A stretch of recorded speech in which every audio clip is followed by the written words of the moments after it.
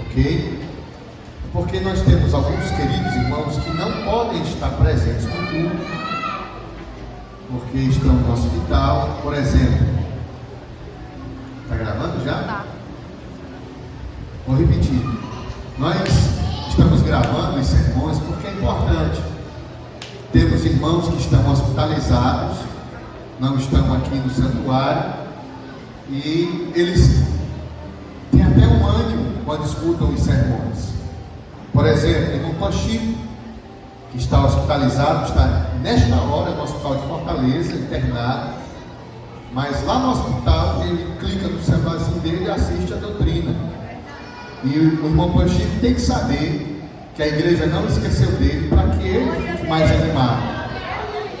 A irmã Jessiara, lá da congregação do Manicê, está grávida, com 35 semanas. A pressão arterial da minha irmã aumentou de maneira muito considerável. Ela ficou hospitalizada aqui em Jijoca e teve que ser levada para Sobral, e lá ela vai também ouvir a doutrina. Pode estar aqui conosco, certo? Irmão Raimundo Bidé, lá do Solidão, os irmãos das congregações que trabalham na praia, estão trabalhando à noite. O César, que está viajando, está lá no Pará. Deus deu um livramento ao César hoje de um grave acidente, ok? E estes irmãos, eles escutam os sermões. Tenho amigos que estão lá no estado do Pará, que já falaram comigo nessa semana que passou, e disse: essa ideia aí foi boa, vamos gravar os sermões aqui também, por conta dos ribeirinhos, por conta das localidades que são bem mais extremas do que aí do Ceará. Então, nós estamos utilizando a tecnologia a serviço do Reino de Deus também, ok? E nós queremos dar uma palavra de ânimo para o Tochico, para a irmã Jessiara, para o irmão Raimundo Bidé, que estão literalmente em lugares bem remotos. E eu gostaria que toda a igreja, em uma só voz, dissesse estas palavras: irmão Tochico, irmã Jessiara, irmão Raimundo Bidé, nós estamos orando por vocês. Deus abençoe a vocês. Irmã Cileira, essa guerreira, está do lado do seu esposo no hospital, e nós vamos ministrar a palavra. A palavra hoje vai ser rápida, bem objetiva, ok? Meus queridos, nós estamos tratando sobre o assunto dos dons espirituais. E o texto áureo que nós estamos sempre utilizando está em 1 Coríntios capítulo 12, ok? E hoje nós vamos continuar falando sobre o dom da fé. O primeiro sermão, nós falamos sobre a fé e concluímos que a fé pode ser identificada como fé salvífica, e nós explicamos o porquê. Depois, no segundo sermão, nós falamos que nós devemos nos apoderar do poder da fé. Falamos que fé não é um salto no escuro. Também dizemos que a fé não é um pensamento positivo. Também não falamos que a fé ela é meramente uma mentalização de coisas boas, que fé não é isso. Nós explicamos o que é a fé. E hoje nós vamos falar sobre literalmente o dom da fé. Por que nós estamos ministrando? Porque é do nosso interesse que os irmãos façam a escritura sagrada se cumprir na vida de cada um. Eu gostaria que vocês orassem ao nosso Jesus, pedindo a Ele os dons espirituais. Você faça a sua oração dentro de casa, no ciclo de oração, na consagração, que a tua petição seja sempre esta: Senhor, me faça ser útil para o teu reino. Senhor, me adorne com os dons espirituais. E hoje nós vamos falar sobre o dom da fé, ok? E a pergunta que não quer calar é: como praticar o dom da fé? Como entender, como materializar o dom da fé? Será que é possível alguém praticar o dom da fé dia após dia? Será que é possível alguém utilizar desta ferramenta espiritual que está escrita na palavra do Senhor? no versículo 9 do capítulo 12 de 1 aos Coríntios, que a Bíblia diz: "A outro, pelo mesmo Espírito, a fé." Ok? Então eu posso já me apoderar de um texto sagrado. Eu convido aí o Marcelo a abri-lo no Evangelho de Mateus, capítulo 14. Nós vamos usar da Escritura o texto onde Jesus anda por cima das águas, anda sobre o mar da Galileia, ok? Mateus capítulo 14, no versículo 22, só para reforçar que eu quero ministrar sobre o dom da fé. O versículo 22 diz que logo o Senhor Jesus, ele ordenou aos seus discípulos que subissem no barco, que navegassem e atravessassem para a outra banda, que é literalmente Genezaré, a outra banda, Gadara. E despedida a multidão a qual ele estava ministrando, porque ele ministrou um sermão poderoso, e depois desse sermão ele simplesmente fez um milagre grande, numeroso, volumoso, extraordinário. Foi a multiplicação dos pães. Ele despediu a multidão, subiu ao monte para orar, e chegando já à tardinha, iniciando a noite, ele resolveu naquela hora acompanhar os discípulos. Os discípulos estão navegando, já não é tarde, já chegou a noite, e já é a terceira vigília, e é madrugada, e nesta madrugada o vento sopra, e quando o vento sopra, logicamente as ondas se agitam, e as ondas começam a mexer. Nosso Senhor tinha lançado uma promessa para os discípulos, e de que eu vou acompanhá-los.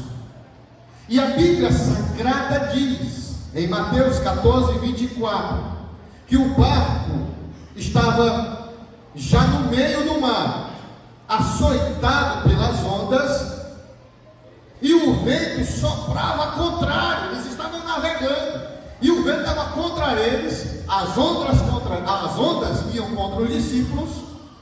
E agora imagina aí, eu já tive uma experiência de estar no açude, e na hora da pescaria, viu, irmão? As ondas açoitaram, eu fiquei apavorado, era só uma ondazinha. Quando eu estava dentro da embarcação, para mim a onda era grande, a onda ia virar a embarcação. Só que depois que eu saí do açude, eu vi que as ondas, levando em consideração o cúbito, elas eram mais ou menos dessa altura. Só que elas batiam na proa do barco subiu, eu pensava que a onda era alta.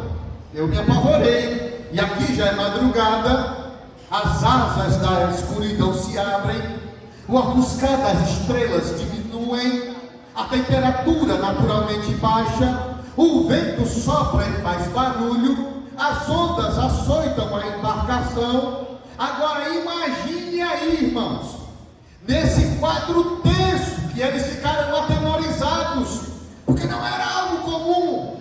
Imagine aí numa embarcação, sem enxergar as coisas direito, no nevoeiro, e agora tu vê uma pessoa toda vestida de manto branco, andando. Ele desce e sobe, ele desce e sobe, ele desce sobre as ondas e vai caminhando sobre as ondas, fazendo esforço para subir na hora que a onda chega, e tendo equilíbrio para andar na hora que as ondas baixam. Imagine aí uma cena dessa. Os discípulos, presta atenção, eram homens experimentados. A sensação foi tão grande, o medo foi tão intenso, aliás, que eles começaram a clamar e a gritar: é um fantasma, é o babau, é o bicho, é o quê, não sei o quê. Eles perderam o controle, porque quando nós somos confrontados, e quando nós não encontramos alicerce e firmeza para os nossos pés, o pânico de maneira repentina toma de conta dos sentimentos. Eles ficaram tão assustados pensando que era um fantasma, como diz o versículo 26, e eles gritaram uns para com os outros, assustados: é um fantasma, e estavam com medo. Só que o nosso Senhor Jesus, ele falou de longe, para que eles não se apavorassem mais. Ele disse mais ou menos assim: ei, se acalmem, Sou eu. Aleluia. O Senhor Jesus viu que a coisa era séria para o lado de lá, e ele tentou acalmá-los, dizendo: eu estou no meio desta tempestade. Olha, crente, eu posso hoje dizer para você que existem dois tipos de tempestades. Nenhuma das duas são boas.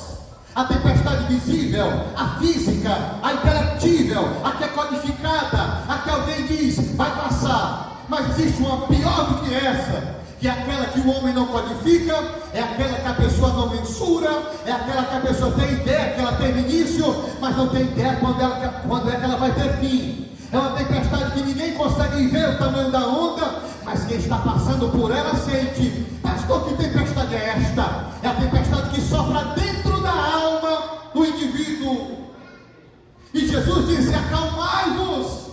E a Bíblia diz que Pedro, para ter certeza que é o nosso Senhor Jesus que está falando, ele fez um teste. E ele disse: meu Senhor, se é você mesmo, manda eu ir ter contigo andando sobre as águas. E a Bíblia Sagrada diz que imediatamente o Senhor gritou: venha Pedro, se acalme, venha. E a Bíblia diz no versículo de número 28, que Pedro colocou o seu pezinho sobre as águas, e descendo do barco, olha aí, ele saiu do barco, e descendo do barco, andou também sobre as águas, a ir ter com Jesus. Aleluia! O apóstolo Pedro utilizou de um dom da fé. Glória a Deus. E a primeira maneira, uma maneira mais clara de se usar o dom da fé, é ter uma atitude apesar do medo chegar diante de você. Irmão, sabe por quê? Porque eles, antes deste episódio que estão tendo aqui com Jesus andando sobre as águas, eles viram, eles presenciaram, eles participaram de uma grande multiplicação de pães. Eles viram um grande e numeroso milagre. Não só viram, mas também participaram, porque eles estavam lá entregando os pães, estavam lá entregando as cestas. Eles conheceram a criança que tinha os 5 pães e os 2 peixinhos. Aleluia! Mas eles tiveram medo, porque o medo, ele pertence aos seres humanos. O medo é um sentimento que às vezes se camufla dentro de nós, de tal maneira que nós queremos esconder este medo das pessoas, e ficamos acorrentados, amarrados, porque não temos nem coragem de falar o que está acontecendo. E o Antigo Testamento, a Escritura fala que Elias, homem com a mesma paixão que Pedro tinha, homem com a mesma paixão da quais vocês aqui têm, ele foi corajoso, mas ele também teve medo. Elias usou o dom da fé. Um dia ele tinha diante de Acabe e disse: olha, segundo a minha palavra, se eu sou homem de Deus, que serve os céus e que não chova sobre Israel, porque Acabe e Jezabel são 2 coisas ruins. E a Bíblia diz que Deus cerrou o céu, e foi uma seca grande, não teve chuva. E Elias, ele ficou conhecido rapidamente. A Bíblia Sagrada diz que a seca era tão grande que uma vez Elias estava morrendo de fome, e o Senhor falou: Elias, vai até a cidade de Serapta, e lá tem uma viúva, e ela tem um filho, e você vai lá comer um bolo, porque eu já preparei a pessoa que vai te sustentar. Ele chegou na casa da mulher e disse: mulher, Deus mandou eu vir aqui, eu quero que você prepare um bolo para eu comer. E a mulher disse: mas só tem uma coisinha de farinha e uma coisinha de azeite, eu vou fazer um bolo e vou comer, e depois vou morrer de fome. Meu filho, peraí, mulher, você vai primeiro fazer esse bolo para mim, eu vou comer, encher minha barriga, porque Deus disse que eu tinha que vir para cá. Eu li nesse texto e disse: sabe como Elias foi cruel? Mas foi não, é porque ele estava completamente cheio do dom da fé. Aleluia! Talvez uma pessoa incrédula dissesse: ele foi muito perverso com aquela mulher, mas Elias sabia o que estava fazendo, porque a palavra de Elias não ia cair por terra. A fé não deixaria a palavra de Elias cair por terra. Ela fez o bolo, deu para Elias, Elias comeu, se fartou e disse: olha, mulher, porque você creu na minha palavra, não faltará farinha na tua panela, e nem azeite na tua botija, até que Deus mande chuva do céu, e isso será uma bênção para você. Que é isso, é fé. Aleluia. Eliseu, sucessor de Elias, quando viu uma outra pobre viúva, que agora os filhos dela iam ser levados escravos, Eliseu estava cheio de fé e disse: mulher, não se apavore, o que é que você tem dentro de casa? Olha a fé da mulher: meu Senhor, eu não tenho nada, só me lembrei que eu tenho uma coisinha de azeite na botija. Para aquela mulher que não tinha fé, não era nada, mas para Eliseu, que tinha o dom da fé, era tudo que ele queria saber. A solução do problema daquela mulher estava diante dela, diante dos olhos dela, mas o problema é que ela não tinha fé e não conseguia enxergar. Aleluia. E hoje, como ministro da palavra, eu estou desafiando a você a crer que todos os teus problemas podem ser resolvidos, que as portas vão cair por terra, porque o que tu precisa, Deus já colocou diante dos teus olhos. Você tem que ver pela fé. Quem está recebendo aí, diga glória a Deus. Aleluia. Elias era tão perturbador que Acabe disse: peraí, vou mandar aqui uma tropa lá, trazer ele na marra aqui. Chegar dentro do monte, Elias disse: eu sou homem de Deus que cai fogo do céu e consuma quase todo. Deixa só um lá para ele entregar o recado de volta. Morreu tudo queimado, lá no churrasco. Aí o cara chegou lá de Acabe, aconteceu assim, fogo do céu caiu. Peraí, cara, você medroso, vamos mandar de novo mais 50. Aí Elias fez a segunda oração: Senhor, eu sou homem do céu, mande cair fogo do céu sobre eles aqui e acabe todos eles. Deixa só um para ele entregar o recado lá. Aí o fogo do céu, escapou só um. Aleluia! Elias depois, ele faz uma oração, porque Acabe já está, aliás, a nação de Israel estava sofrendo, e ele faz uma oração e diz: Eliseu, é o seguinte, nesse monte você vai dar uma olhadinha lá, e ver se vem uma nuvem. Eliseu foi uma, foi duas, foi três, na sexta vez, o Eliseu já chegou cansado: meu senhor, é o seguinte, eu não vi não, uma tempestade não, mas eu vi uma nuvenzinha assim, eu calculei, era o tamanho da palma, assim, da mão do homem. Aí ele se levantou e disse: isso aí é o sinal que vai chover. Aleluia! Para cair chuva ali, Deus teve que mover o sistema de rotação da terra. Deus teve que soprar nuvens para vir para uma região que tipicamente não era um momento de chover. Porque a fé, ela pode fazer coisas extraordinárias acontecerem. Aleluia!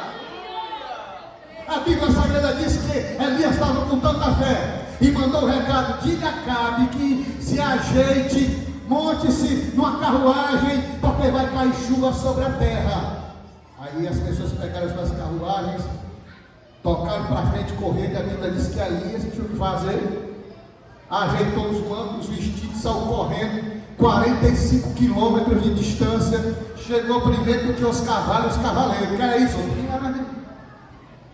Quando chegou lá, Elias proclama um grande avivamento e vê Baal, Zebub, os deuses que serviam a Azera, a idolatria. É o seguinte, hoje nós vamos saber quem é Deus aqui. Se Baal é Deus ou se o Senhor é Deus. Olha, cara, tu pega aí teus profetas, pega aí a campada de gente, se reúna, prepara um altar, ajeita o holocausto. O Deus que responder com fogo, este é o Deus de Israel. Tá feio. Tá valendo. A Bíblia diz que eram 450 profetas só de Azera. E eles começaram a se mutilar, se cortando, tá, chicote, o sangue descendo. Aí o Elias começou a zombar: ei, negrada, grite mais alto aí. Pode ser que Baal esteja dormindo e não esteja ouvindo o vosso clamor. E foi a segunda vez, e ele zomba de novo.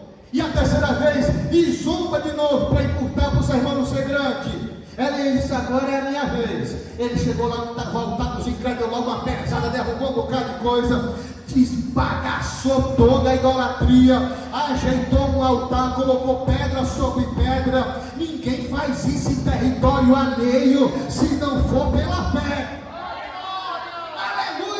E depois mandou cavar um rego e encher este rego de água 7 vezes mais. Mandou dar um banho no sacrifício, um banho no no altar, deixou tudo ensopado, embebedado. E todo Israel no Monte Carmelo vendo. O monte, ele é assim.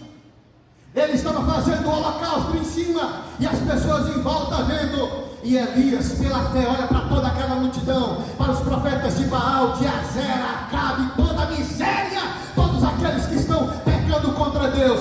Ele só fez uma oração: Senhor, se eu sou homem de Deus, manda que haja fogo do céu. E a Bíblia diz que naquela hora o céu se abriu,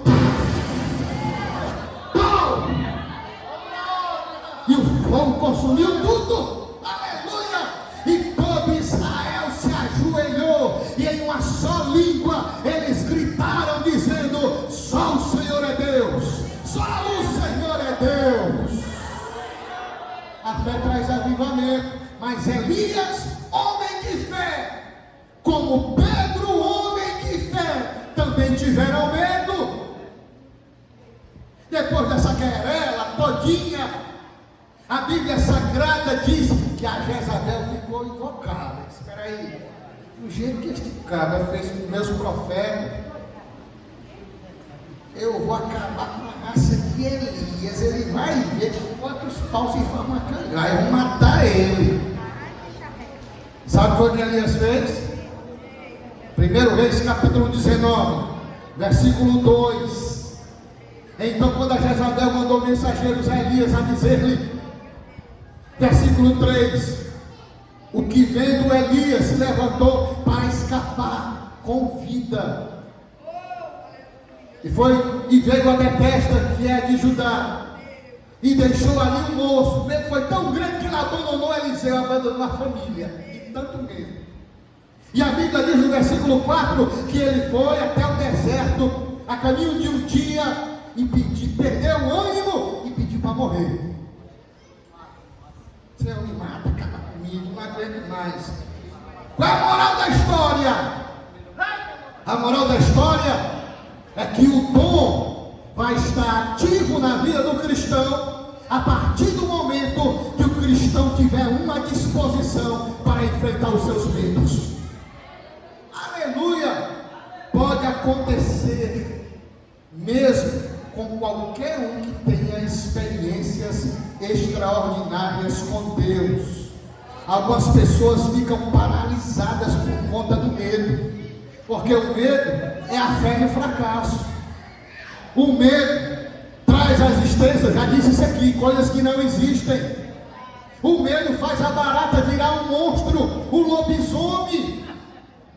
Quem já ouviu falar aí, irmãos, que alguém pegou um golpe assim de 45 pontos, porque a barata deu uma chifrada na pessoa, e o golpe rasgou a pessoa, e o médico teve que dar 45 pontos com anestesia geral. O medo é tão grande que a pessoa, quando vê a barata, tem um barbudo, que vai para a academia, faz musculação, barriga seca, as canelas também. Quando vê a barata voando, ele dá um grito. O medo é tão grande. O medo é fé no fracasso. Aleluia! E ao contrário do que Pedro estava sentindo, que era medo, ele teve uma atitude. Ele saiu do barco, colocou o pé sobre a água, ele desceu de cima e foi logicamente para baixo, fazer o que humanamente era impossível. Quem está entendendo, diga glória. Imagina a loucura de Pedro. É madrugada, o vento está soprando, o negócio está frio, o mar está agitado, mas Pedro resolve sair. Aleluia! Mas naquele momento crucial, naquele momento difícil, o apóstolo Pedro creu que o nosso Senhor não deixaria ele afundar. E se Jesus disse, ele obedeceu. Ele foi mesmo para ser impossível. O medo estava nele, mas o medo não deteve Pedro de caminhar sobre as águas. E isto é característica do dom da fé, é enfrentar o medo, porque a fé é a firme confiança das coisas que nós acreditamos, coisas que nós não vemos, mas coisas que são tão apalpáveis quanto aquilo que a minha mão pega, Aleluia! Quem está entendendo o que eu estou pregando, diga glória a Jesus. Aleluia! Nosso Senhor Jesus disse em Marcos capítulo 11, versículo 22, 23 e 24. Ei, crente, lê bem alto aí o versículo 22. No 3, bem alto. 1, 2, 3.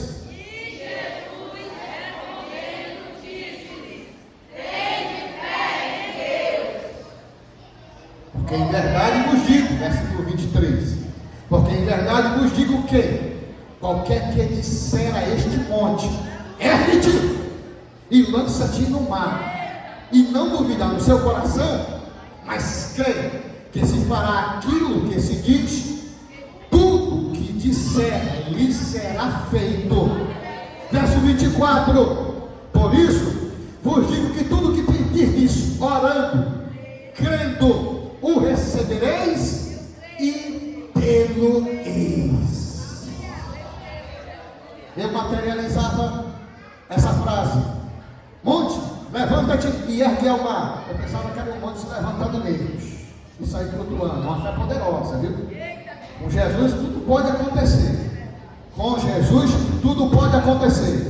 Mas se tu crê, preste atenção que eu estou falando aqui, crente. Se tu crê, peraí, pastor, que lá no meu quintal tem um morro de areia, parece que é 60 metros de altura, mas eu já estou profetizando que no lugar desse morro de areia, eu vou fazer uma casa grande, com piscina, com muro ao redor. Aí o que é que tu vai fazer? Pega a tua fé, crente. Pega o carrinho de mão e vai tirando de lá. Pega o carrinho de mão, vai chovendo e vai tirando. Pega a tua fé e vai tirando. Do jeito que tu pegar, arranja um trator e vai tirando. Vai até esse monte desaparecer. Não desiste, vai crendo. Alguém vai se levantar e vai dizer: isso é um doido, isso aí precisa de um psiquiatra. Mas você está crendo, você vai arrancar esse monte, você vai fazer a sua casa, você vai fazer a casa do jeito que você quer, porque para aquele que crê, todas as coisas são possíveis.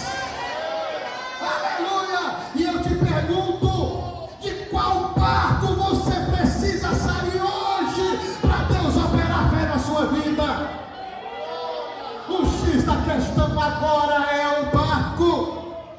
E o barco pode significar muitas coisas. Aleluia! O barco que Pedro estava significava a embarcação que ele tinha que atravessar. O veículo que ele tinha, o veículo de segurança, o veículo onde as pessoas estavam agrupadas, o veículo onde alguém ria, o veículo onde alguém comprava e comia, o veículo onde as pessoas trocavam informações. Que barco é esse que você está vivendo? Aleluia! Jesus está olhando para você e eu posso dizer que o que está atrapalhando você de usar a fé pode ser um barco com sentimentos de incredulidades. Esse barco pode significar os atos de pecados ocultos que atrapalham você de ver o poder de Deus ser derramado. É possível que esses pecados sejam pecados lícitos e ilícitos. É provável que o que atrapalha você de ver o agir, a operação de Deus, seja a rebeldia instaurada na sua vida, que você tem capacidade de tirar para crer no poder de Deus. Aleluia! É provável que este barco seja o barco da vergonha, porque tem pessoas que têm vergonha de manifestar a fé. É possível que este barco possa ser comparado ao medo de ser rejeitado, ao medo da opinião pública, ao medo da opinião alheia. Se der errado, vão mangar de mim. Se der para trás, vão dizer que eu sou cafona. Se não der certo, vão dizer qualquer absurdo sobre a minha pessoa. Ei, cristão, lança o teu pão sobre as águas, entrega o teu caminho ao Senhor e confia nele, e o mais ele fará. Quem está crendo aí que você vai ter vitória? Quem está crendo aí que você vai ter vitória? Tem um terreno, porque você não fez sua casa ainda. Pastor, não fiz a minha casa ainda, porque o cimento está R$42. Pastor, não fiz a minha casa ainda, porque a areia grossa está 800. Pastor, não fiz a minha casa ainda, porque eu não tenho cartão de crédito. Ei, crente, o Senhor Jesus é contigo nesta peleja. E nesta peleja você não vai pelejar só. Cava o buraco para tu ver como Jesus manda o recurso.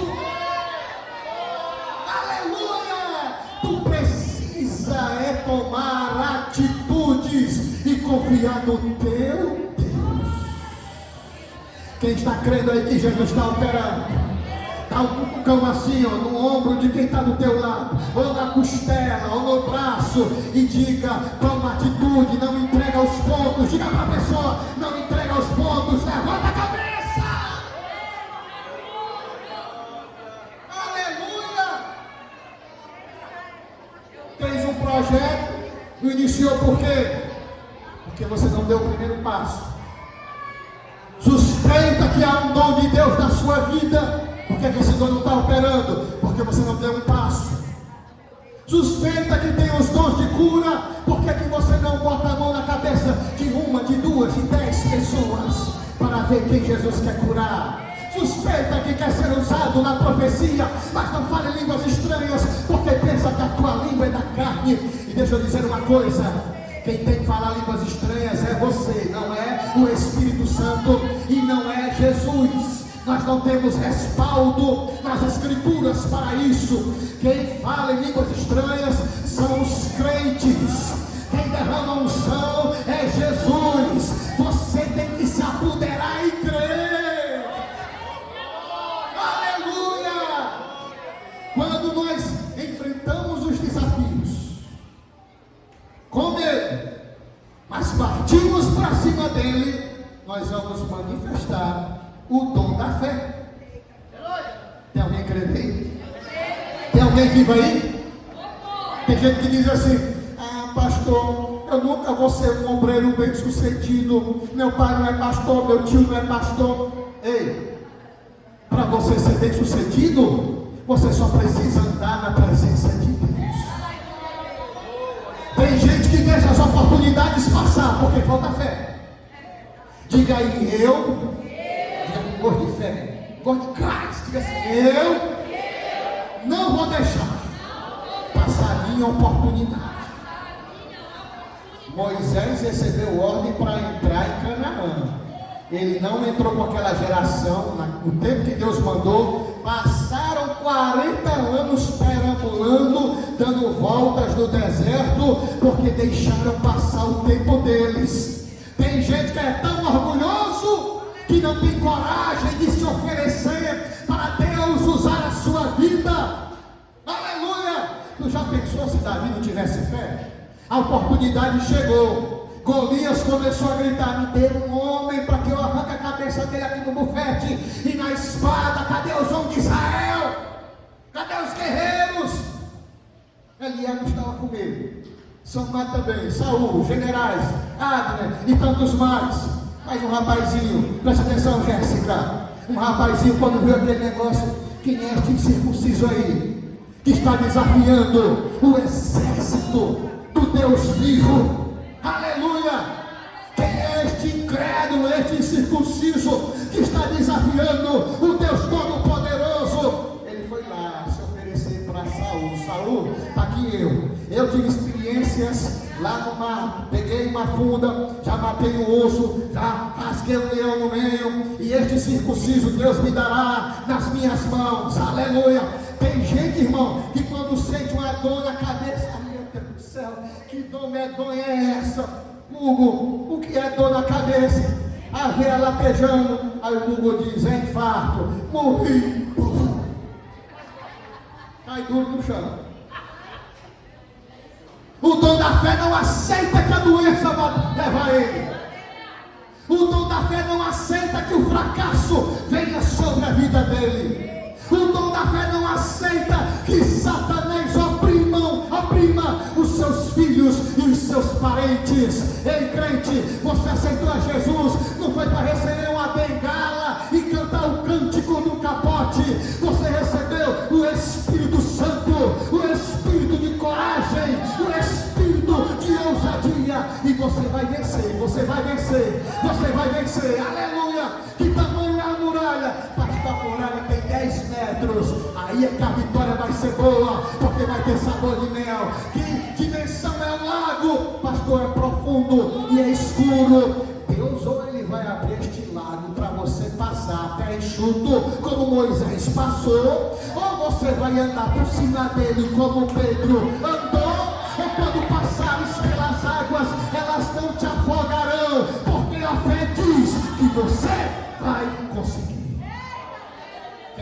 conseguir? Quem crê que vai conseguir? Aleluia. Pega na munheca de quem está do teu lado pela fé e diga: eu vou conseguir. Eu não sei como, mas vai dar certo. Diga para a pessoa que está do teu lado: usa a fé, crente. Usa a fé. Eu não vou morrer de doença. Eu não vou ser destruído nessa terra. Satanás não vai ter meus parentes como despojos. A vitória é minha. Diga: a vitória é minha. Em nome de Jesus. Se é verdade, dê um glória bem gostoso. Aleluia. A vitória é sua. Em nome de Jesus. Filipenses capítulo 3, versículo de número 13, a parte B diz assim, ó: esquecendo-me das coisas que para trás ficam, prossigo avante, olhando para as que estão diante de mim. O que é que estava diante de Davi?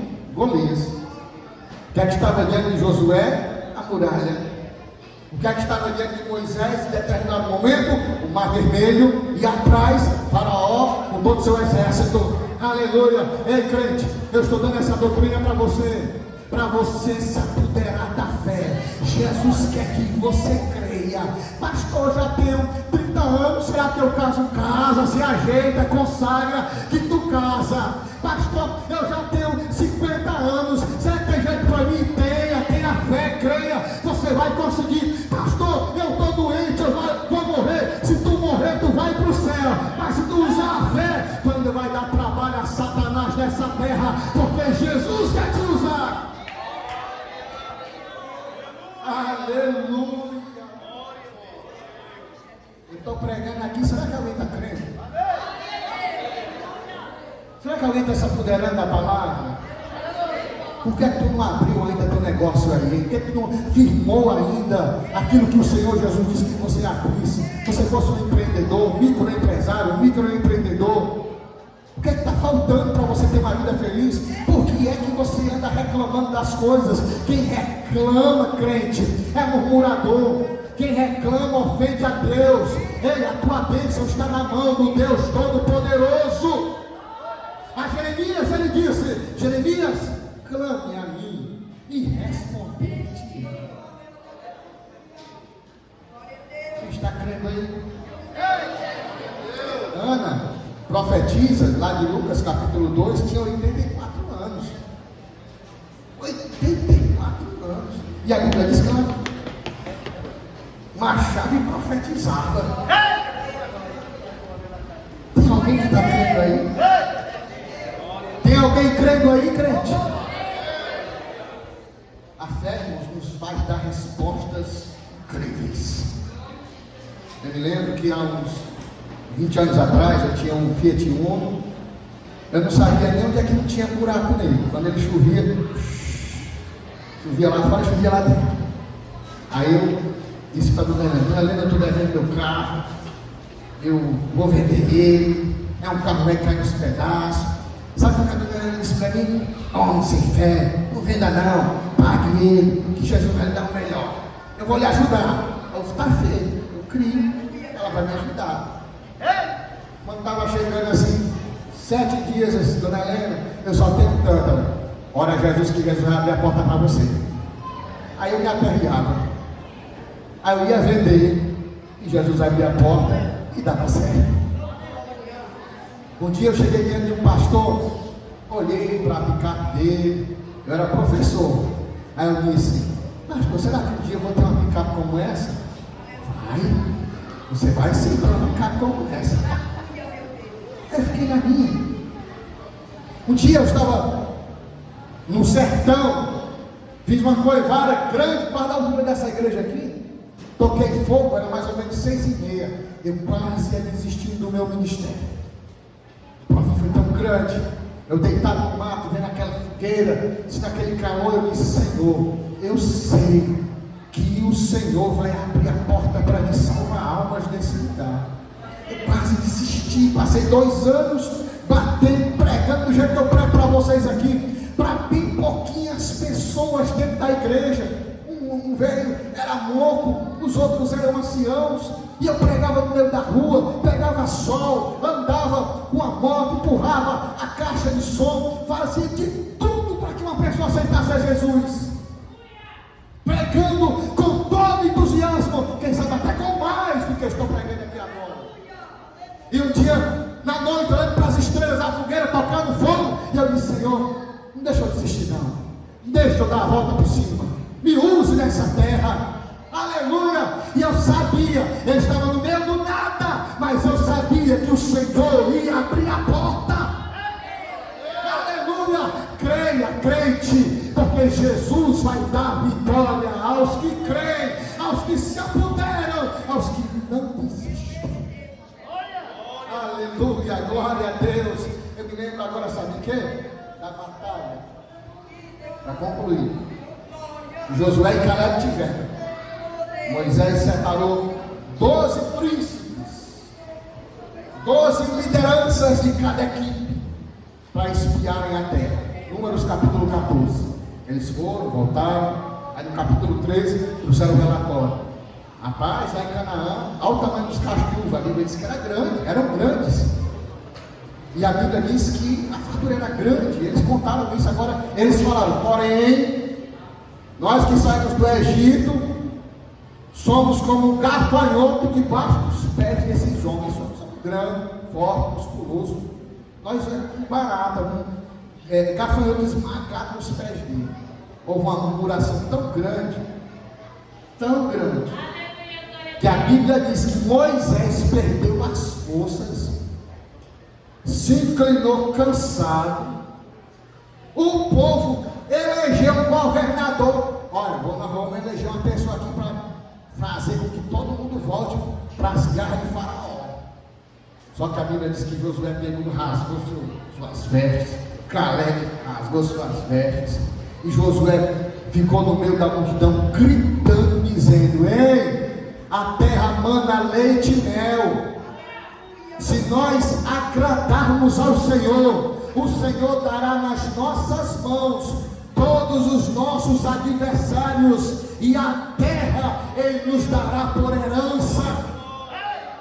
A Bíblia diz que todos se levantaram contra Josué, mas a Bíblia também diz que quando eles pegaram pedras, está lá em Números capítulo 14, versículo de número 8, eles pegaram pedras para apedrejar Josué. A Bíblia diz que a glória do Senhor caiu sobre o arraial, e todos ficaram espantados, porque o Senhor era com Josué e com Caleb. Creia que Deus vai abrir a porta para você. Creia, porque o dom da fé pode fazer esse caroço desaparecer, ser desintegrado. Creia, porque o dom da fé pode acionar os dons de cura, e essa pressão arterial ser restaurada para nunca mais ser alterada. Creia, porque pela fé aquele vizinho, cabeça dura, Deus vai mudar o comportamento dele, para você saber que Deus é Deus. Você só tem que crer. Quantos recebem esta palavra? O apóstolo Paulo manda você escolher o dom da profecia. O apóstolo Estevão Ângelo aconselhou os pastores da sua igreja a buscarem o dom da sabedoria.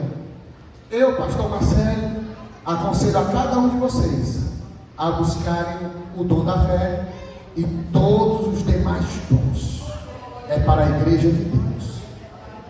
Quantos glorificam ao Senhor? Deus abençoe a cada um de vocês. Amém? E agora, pela fé, eu quero fazer uma oração.